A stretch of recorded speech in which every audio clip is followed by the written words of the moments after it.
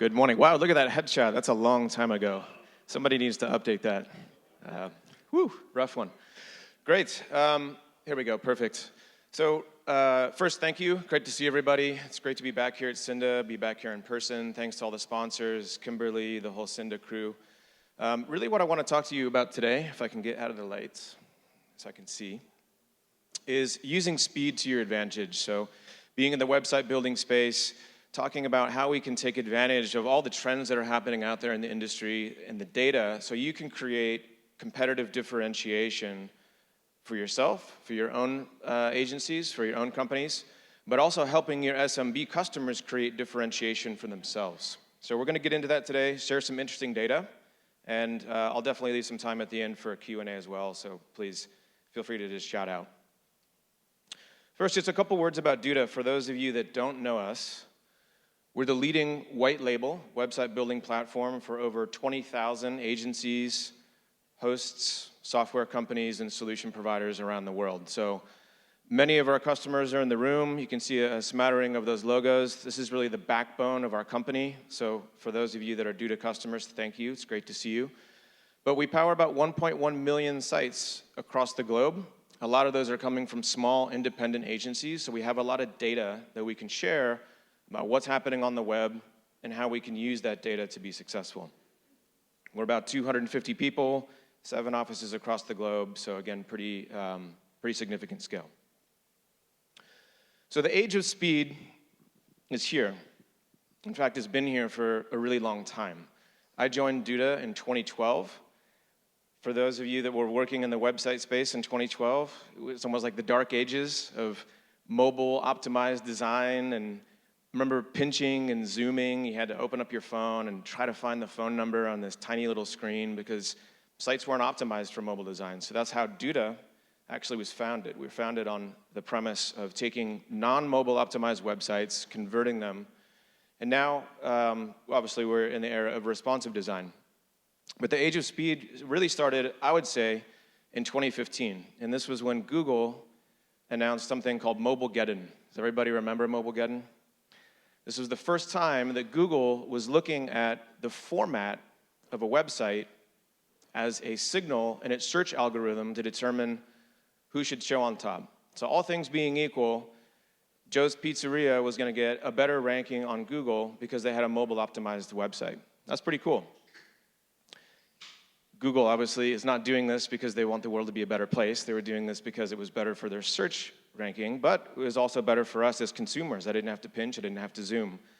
That then evolved with something called Google PageSpeed Insights in 2017. That then evolved again into Google Lighthouse in 2019. And now we're here in the age of Core Web Vitals.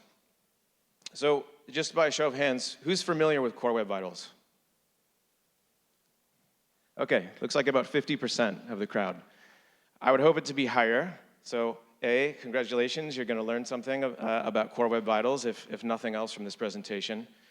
But Core Web Vitals is the fourth evolution of Google's page speed algorithm. And really what it does is it looks at 3 core signals: loading speed, page interactivity, and visual stability of the website. And it's essentially pass-fail. Do you pass the fact that you're going to get a visual stability score on your website, or do you fail? And it's going to use all of these search algorithms and signals to determine, again, where do you rank on organic search. We know from our 1.1 million customers around the world that Google delivers about 45% of the traffic via organic search. So it's huge for a small business. Maybe that small business only gets 1,000 visits a month, but okay, if I can rank a little bit higher, I get a competitive edge, I get a differentiator. I need to take advantage of those things. So Core Web Vitals is taking all this into account. The other thing that's really great about Core Web Vitals is this is based on real-world data. So whereas PageSpeed Insights and Lighthouse, this was using lab data, Google was making assumptions based on, we think your customers might be on a 3G device or an LTE device, what your page speed score would be. But now Google's looking at actual visits from thousands, tens of thousands, maybe even hundreds of thousands of actual real-world sessions happening on a website. And again, it's taking that into consideration for ranking. So, ranking's great. We all want to rank high on Google. I want to rank #1 on Google. You want to rank #1 on Google. But what about after that? What about the actual experience of a site visitor coming to a website and getting a conversion, getting a e-commerce purchase, getting a click-to-call? How does that speed impact those factors? So this is some data by an agency in the US called Portent. It's a large agency that put together some pretty compelling data on the factors of speed. So a 4.4% drop per 1 second delay in loading time. So a really snappy, responsive site. It's going to load sub-second. You can expect a conversion rate around 32% on average. You see that drops to a 2-second load time, you're already down to 14%. 5 seconds, you're sub 10%. So really, really important, right? 2 seconds, your conversion rate just got cut in half. If we look at this from an e-commerce perspective, now looking at sales, same trend, different numbers. A site that's loading sub-second is converting at 8% on average, where a site that's loading at 2 seconds is converting at 4%. 6 seconds, you're sub 2%. This is millions of dollars of revenue for your collective customers being left on the table for no other reason than your site's loading a little bit slower. Pretty fantastic. This is data from Google. Same narrative, just from the different perspective. So every 0.1 second reduction in loading time leads to a 10% increase in conversion rate. So do the math. You have a 2% conversion rate. You load at 2 seconds. I now load at 1.9 seconds, and my conversion rate goes to 2.2%. If I can cut my loading time in half, I double my conversion. This is really amazing. So you think about what a customer needs, and all of us as solution providers having really good conversations with our SMB customers. And sure, we want to sell them something else. I want to sell you a chatbot. I want to sell you CRM. I want to sell you more advertising. I want to sell you contact center. You know, all the solutions that we know are important, and I'm not minimizing those by any stretch of the imagination. But if we think about where we can deliver real, meaningful impact, conversion rate, our customers getting more customers, I would argue that page speed is a critical factor that is often totally overlooked. And there's no way your customers can do this on their own, by the way. A, your customers don't know about Core Web Vitals. They have no idea what this is. B, this is also incumbent upon us as solution providers in the way that we architect our sites, the way that we think about design, the way that we think about content that we're putting onto our sites. And as a solution provider to you, a platform provider, it's also our responsibility to make sure that we're architecting our solution for speed. And Duda has done that. Sorry about the error there on the box, but this is a chart. This is publicly available data. Anybody can go and pull this. That shows the number of sites that are passing all 3 Core Web Vitals metrics by month, by platform provider. So you can go and you can compare WordPress to Duda, Wix to Duda, Mono to Duda, BaseKit to Mono, doesn't matter. This is all available on Google. And what you see is Duda's passing now 62% of all of our sites globally, passing all 3 Core Web Vitals metrics. This is in comparison to WordPress at 26%, and the blue line is all, so that's all platforms globally. They track literally hundreds of platforms at 37%. So a couple of interesting things to point out here. Number one, if you look at March of 2021, when Google really first released this, we were all pretty bad. Everybody was low, right? We're all in the 20s. Why is that? Well, number one, Google's really raising the bar, right? Every evolution of page speed metrics that Google wants to track, they're raising the bar. They want the web to be faster. They want customers to have better experiences. And they're pushing all of us in this room as solution providers to do better. I think that's great, and I applaud Google for doing that, absolutely. The other thing that you'll see is we've all improved. We're all taking this seriously. We're all looking at it and saying, wow, speed is important. The data substantiates investment in speed. Even WordPress, which typically doesn't really care about this stuff or pay much attention to it, has doubled their sites, going from about 15% of sites passing all 3 Core Web Vitals metrics to about 30%. So really well done. So we're going to talk about how Dude has done this in a little bit, but I want to talk about how you can have better conversations with your SMB customers by leading with speed. Number one, don't shy away. We see this all the time where solution providers want to focus on the design or the service levels that you can provide, or how quickly you can build a website, or the functionality and the features and the pricing and the packaging and the go-to-market strategies. That stuff's all amazing, and you should absolutely talk about all of that. But you should also talk about the efficacy of the site. How well is it converting? How quickly does it load? So really leaning into speed. And how can we do that? Number one, explain its importance. SMBs are not digital marketing experts. They have no understanding of the impact of speed and what a 1 second load time difference can make for their business. So take this data, literally take this presentation, stick your logo on it, give it to your sales team, give it to your marketing team, and help them understand the importance of it so that they can then educate all of their prospects and all of their customers. So tell customers exactly, slow loading sites lose visitor trust. This is a fact. And build some FOMO, right? Show them that, hey, you're missing out. A slow loading site, 5 seconds is going to convert 50% lower than one that converts in 2 seconds. And position yourself for strength. So that chart that I showed, the data, this is all available to every one of us in the room. What you can do is you can pull a list of every one of your customers, get your average Core Web Vitals score, and then get a list of everybody in your market that's not a customer. Give that to your sales team. Enable them, empower them, where they walk into that next conversation with Joe's Pizzeria and can say, you're loading a 22% on Core Web Vitals. That's bad. Guess what? Our average score is 67% on Core Web Vitals. What does that mean? It means you're going to convert higher. It means you're going to get more sales. It means you're going to get more conversations, more click-to-calls. And this is publicly available data that you can use in the field tomorrow. There's nothing that you need to invest in. And be confident, right? Great speed and experience is super hard to achieve. We're at 67%, and we're investing millions and millions of dollars of R&D resources and product development in order to make that happen. If you have a great Core Web Vitals score, shout it from the rooftops, because you have a competitive advantage that your competitors are not taking advantage of right now. Great, so how does Duda do this, right? Why are we special? Well, one, I'm not gonna share all the secret sauce, but I'll share some of the recipes that we're using to make sure that we can get a really, really good Core Web Vitals score for you and your customers. So first, image prioritization. So images are the single biggest asset on any website, and they're always one of the hardest things to deal with. So you get a customer that went out and they uploaded some 6 meg image. How do we deal with that?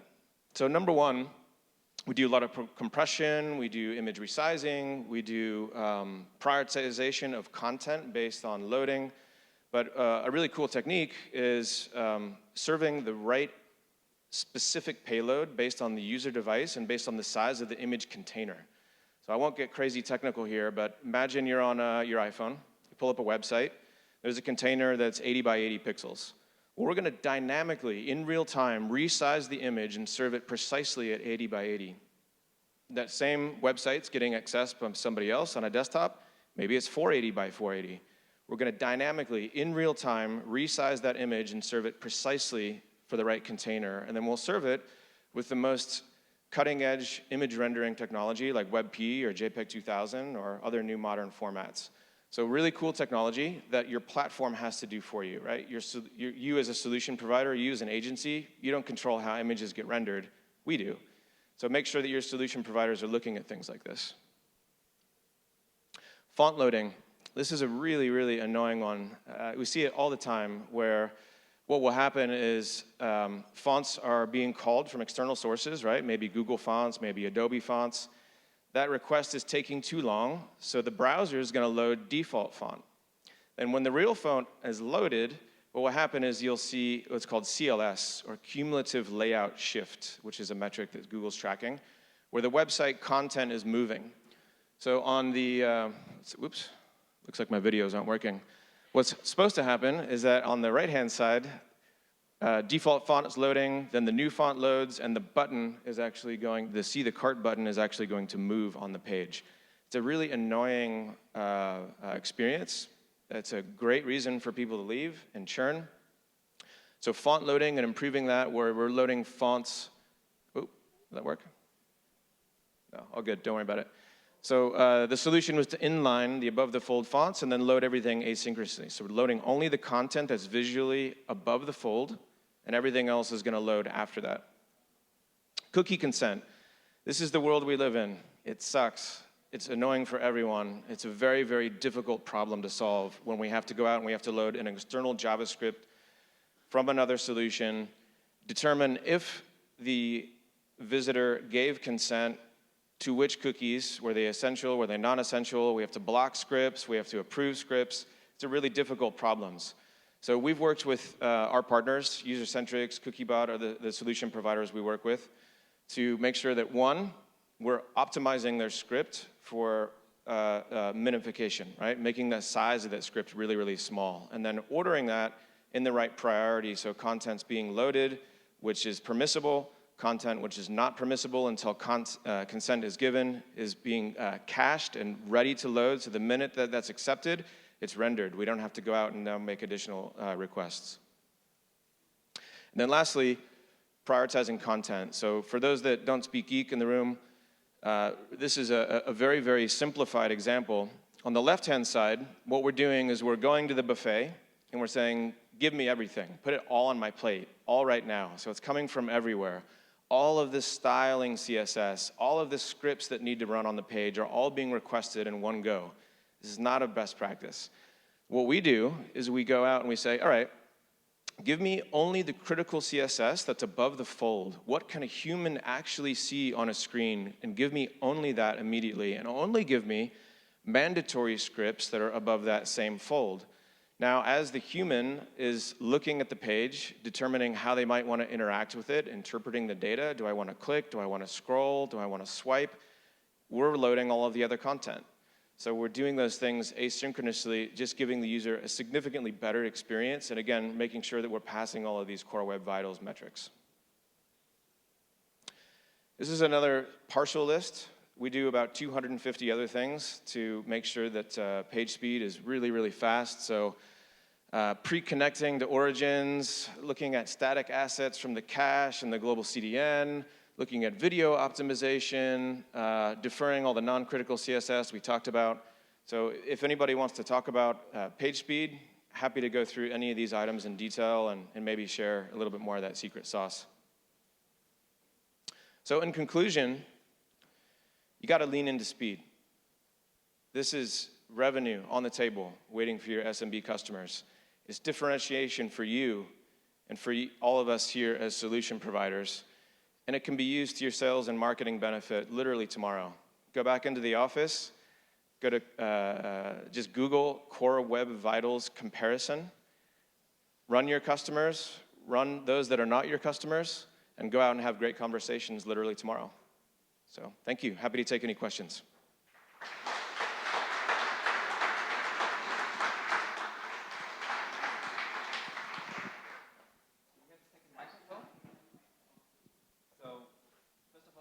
For very insightful information and very good explanation on some very technical issues. So I really like this approach. When I did my diploma in 1998, I was writing about e-commerce platforms, and at this time the conversion rate dropped with every click the customer has to do. But if we take into consideration now all these speed issues for the customer just appearing on the website, there's even much higher. So there's a big fear of missing out for the clients. So thanks a lot for this. Do we have questions from the audience with regarding speed? So.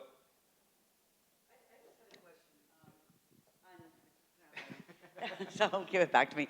And how many actually realize this? Okay, you've got salespeople going out, talking to customers, you've got your partners, okay. I mean, what you showed is logical, it makes sense, but are people using that in sales and talking to customers? I would say it's really a mixed bag. You know, we have solution providers that are owning it, and they're going out really differentiating on speed.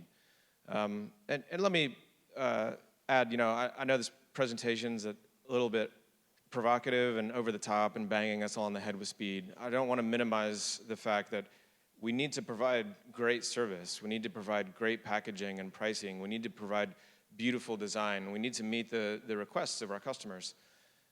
So I'm not saying, abandon everything that your agency has worked on over the last 10 years and the brand reputation that you've built. I'm saying add this to the mix. And I think where we see that happening, the results are really, really good. And it resonates really strongly with small businesses. And more importantly, it's not just a marketing slogan. It's actual data that you can present back to the customer to substantiate the investments that you're making. And it makes sense. I have a question. So when you also maybe a bit provocative, if you look at when you search for a restaurant or for anything, of course, the first page on Google you appear. Most of the time, it's not the customer's website, but it's all these different things. And of course, there is the Google Business Profile, formerly known as Google My Business Profile. And then you have all the other like citations and everything. And if you ask Google, they will tell, why do you need a website anymore? So how do you answer to these more provocative questions? Yeah, no, I love this question. I've been getting it since almost 2012. So. I have, I think, a pretty good answer. And also, if we saw those that were in the room for the presentation from UX yesterday, there's also a little bit of hint of, hey, I can just give you answers, I can give you data, I can give you content. And look, many of the searches are you open? Mm-hmm. What's your phone number?